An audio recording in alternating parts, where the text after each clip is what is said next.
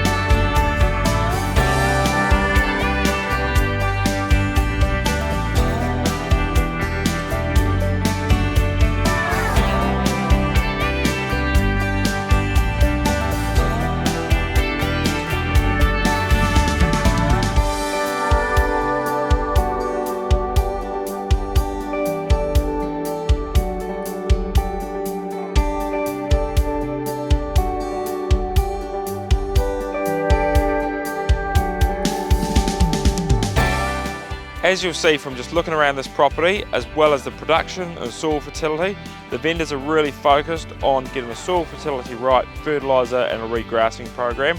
They've got this farm running extremely productively.